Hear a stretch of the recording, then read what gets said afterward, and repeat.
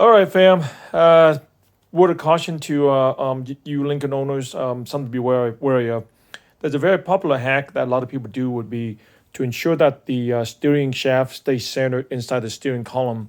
People put a shaft collar from Tractor Supply, whatever it is, put it over into this, and so that way it stays centered in there, and they put grease over it. In my case, on a 62, it's 3/4 inch inner diameter for that shaft collar, and on the outside is 1.42 or 1.41 inch. And I really haven't been able to find anything that matches it. Looks like the previous installer had the same issue. So what he did was he put a washer on here.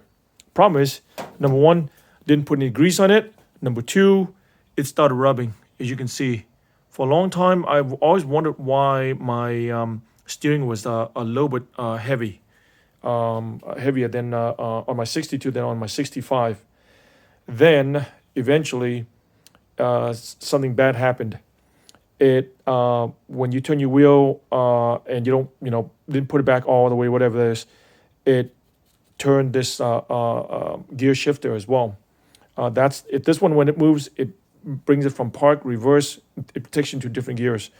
And unfortunately, for one time, I forgot to chalk it, and the Lincoln popped into reverse. And when you have two Lincolns parked to each other, they're going to get damaged. And unfortunately, the 65 took a beating. But thank you to Mario. He's going to get me some new doors and stuff. So the right way to do it is on this end here. This is going to attach to the steering gearbox. So and honestly, I don't think for 62 you don't need to center it down here. The right way to do it is buy new rubber. See that part number right there? That's here. That's this one here. It goes over the upper steering bearing, and that allows for it to sit flush inside here. So then it's nicely centered, and trust me, if you haven't replaced this rubber, 60 years, it's old, it's worn out. Replace that rubber with that part number there, and and make sure that your rack joint is good and new.